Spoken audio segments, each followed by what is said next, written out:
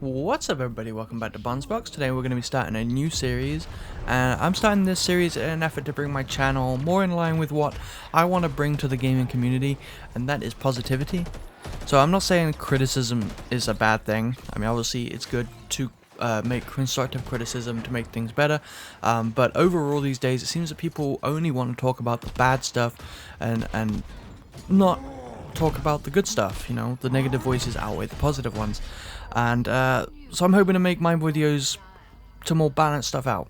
We're going to highlight the things that I love about games, and you guys can share with me what you loved about the games.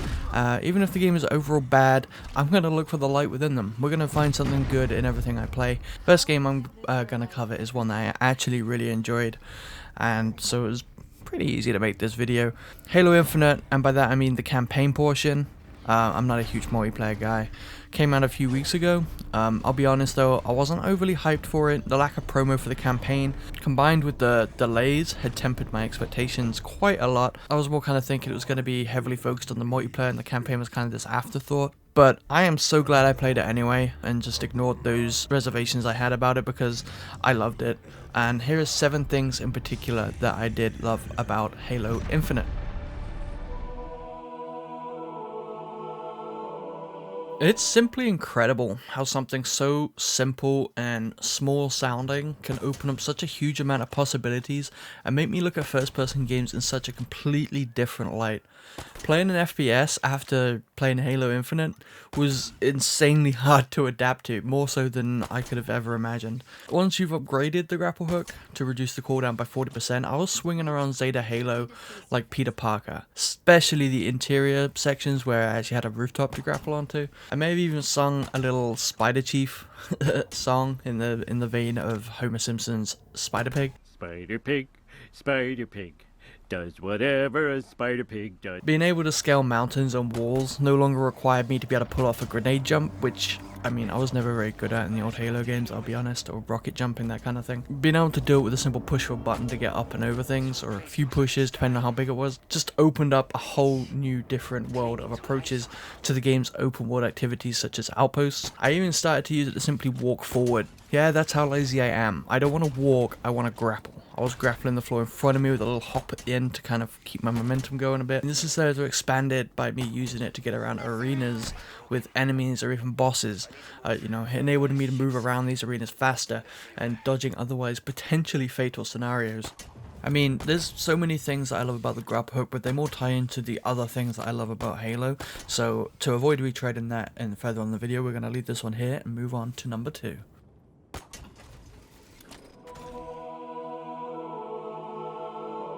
This one somewhat ties into the grapple hook entry, but it's something that makes using the grapple all that much more fun. Almost anywhere you go within Zeta Halo, you are bound to find something worthwhile there. Having an open world map doesn't mean much if it doesn't have anything to do within it, if it's mostly dead and empty.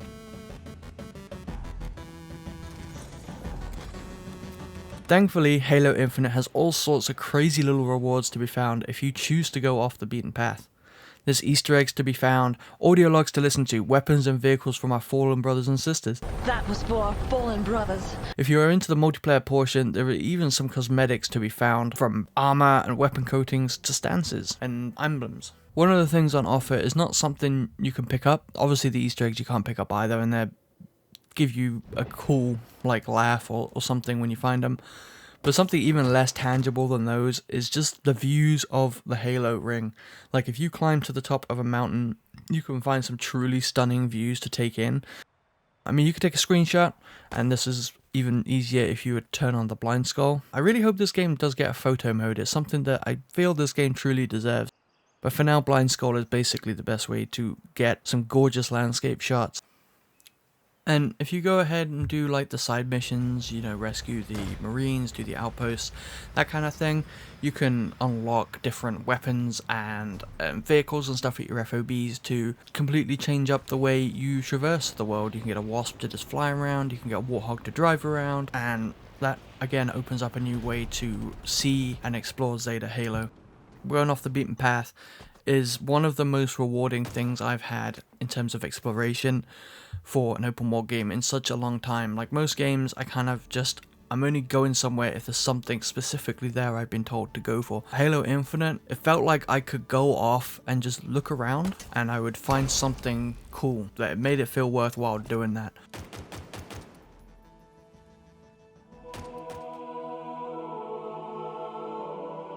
So this is again something that is a extension of the grapple hook. I mean, you can really see why I love the grapple hook, right? The combat really wouldn't be as fluid without the grapple hook, but it really does deserve its own entry here. The grapple hook creates such a smooth flow within the gameplay, both in and out of combat, that it completely redefined the way I play Halo, and its use in combat is not to be understated.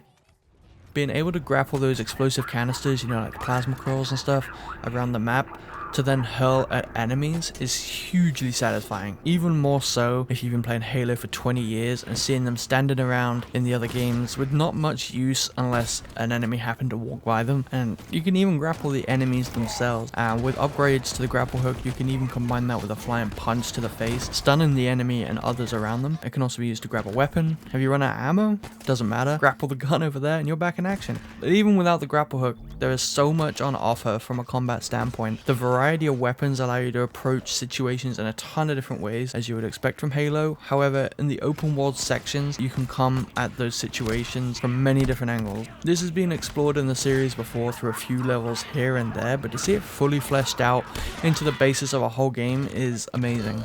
And being able to bring Marines along for the ride as well to help out with your expeditions is also an awesome way to mix up how you go about assaulting an enemy encampment. All of these things combine to create a flow within the combat that feels so satisfying to play. It's not super hard to feel it either, like a combo based hack and slash game like Devil May Cry, but something I think most people will be able to feel playing the game. And that is something I feel hasn't really been nailed in an FPS environment. The closest thing I can think of in recent memory is maybe the Batman games with that combat flow system. Halo really is, to me, the first person shooter version of that.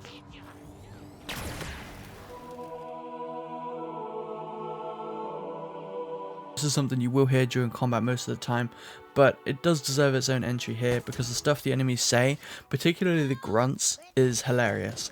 I laughed hard multiple times during my time on the game thanks to these little quips from the enemies. Some of them are even brutal burns directed at Chief, taunting him on various failures over the years, but even those are done in such a way that it's just hilarious. The couple I can think of that I haven't been able to find within my own game to capture for you. You've got one where the grunt will taunt him about the failure and the fall of Reach, his loss of Cortana, but yeah, I mean, keep listening to those grunts and stuff. Put your subtitles on if you can't quite hear them, because there are some absolute gems. A lot of the funniest ones, at least in my opinion, come from when you are killed. Something that happened to me a lot during my Lasso playthrough. It makes your own failure feel like less of a failure when you get to hear some of the stuff that they say. I'm going to stop talking about them and leave you with a montage, because that's the best way to show these off, including this first one here from my friend Shiz, whose links you can find in the description below if you want to see more from him. He's a great Twitch streamer, content creator. You can find him on Twitch, YouTube, and Twitter. Okay.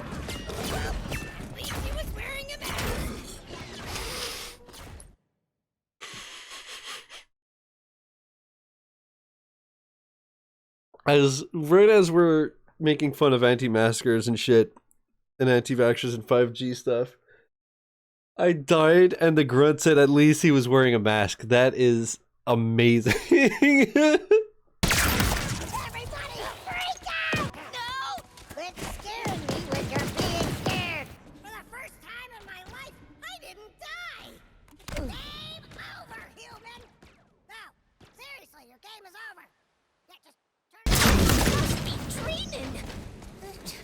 Nope, I'm still clothed. Nobody's touching these guns for my buddies and your mom, human! I'm writing up my name more and killing ya! Ding dong, the demon's dead! This one's a rock! Police down! I'm running from my problems! Wait, killed by somebody! My sticky! You're just a little crybaby! I had to do it myself after all. Guess they should. Sneaky! Jackal scared of everything! Winner, winner! Keep your dinner!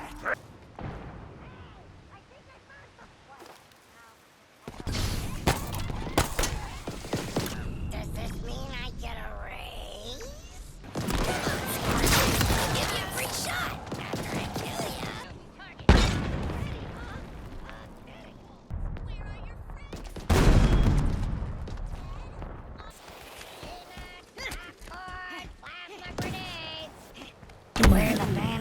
killed the big bad Spartan? Huh?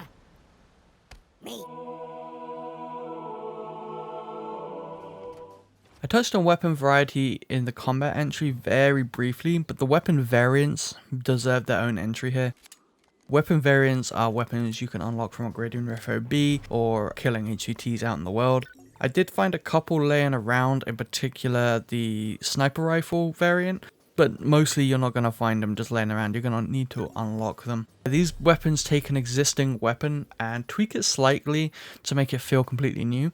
Take the AR for example, it takes the standard AR, it adds the word long shot to it, and it makes it more viable at range by tightening that crosshair and spread of the weapon. So, you know, the standard one sprays quite a bit, it's more close to medium range, whereas the long shot version, you can actually do more medium to long type range stuff with it, which is really nice to mix up the variety of the game.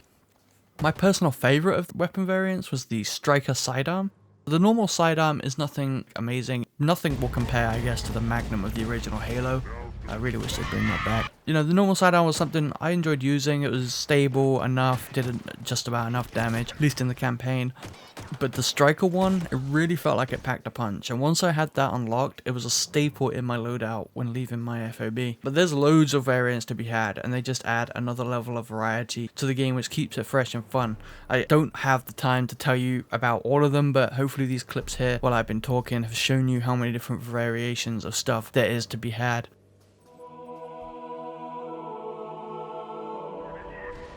I mean, come on, it's Halo. We knew this was going to be in here, right? I cannot think of another FPS series that has the same level of quality in music as the Halo series. Like, Destiny has some really nice tunes as well, but in my opinion, Halo is the king of first-person shooter soundtracks. Infinite is no different. It knows when to crank out the icons to make you feel powerful and epic, and it makes it feel like you're doing something important. It knows when to tone it down. You maybe just exploring the Halo, listen to a few more ambient type sounds. It knows when to get emotional, and it knows when it really wants to take that emotion and give you that gut punch. No Halo game is without its music, and Infinite manages to keep that even with the transition to a more open world game, which I think is a feat within itself, because it's easy to lose the musical aspect of a game, I feel, when you transition to an open world environment.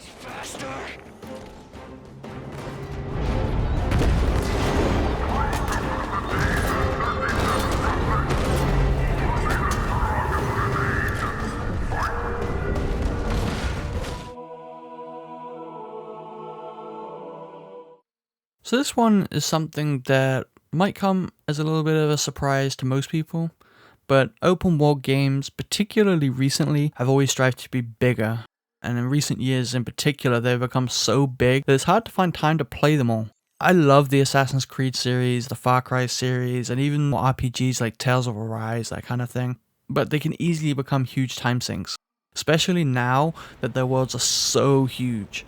Thankfully though, Halo Infinite doesn't shoot for big, and in turn it makes it a much more manageable game to swallow. Going for 100% doesn't feel like a chore at any point. There's 7 outposts to take, for example. In other games that could easily be triple that or more, and by the time you get into the last few, you've had enough of them, you don't want to see them anymore. But Infinite manages to have its activities not become tiresome, and that's because the size of the world is not something that was made to be the biggest ever. Don't get me wrong, I have enjoyed huge games as well. Assassin's Creed Odyssey in particular, I love that game. But it's really nice to have an open world that is more contained. It lets you experience an open world game without having to lose weeks of your time to it. Now, I'm sure in time, DLC and expansions to Halo Infinite might turn it into one of those games, so newcomers in a few years might be overwhelmed, but for now it's a nice change of pace to have it be a small-scale open world. So there we have it. That was 7 things I loved about Halo Infinite. I'm sure you all had different things you loved about the game, so make sure to let me know those down in the comments below. Also, let me know if there's any game you would like me to cover like this, old or new. Huge thanks again to Shiz for letting me use his clip in this video. Make sure to check his stuff out in the description below. You can also go ahead and join my Discord, which is also in the description below if you want to chat with me and other cool people. One more quick shout out to Legacy and Lily and my mother for proofreading my script and let me know constructive feedback and stuff before I recorded it. Hopefully this video was good and we can continue doing stuff like this in the future. And if you did like it, make sure to give me that thumbs up. If you want to see some more content, hit that subscribe button if you haven't already. If you have, then you're awesome. You can hit that bell if you wanted to take it a step further and know when videos go live. Thanks again for watching. I hope you're all staying safe and have a great day, and I'll see you next time.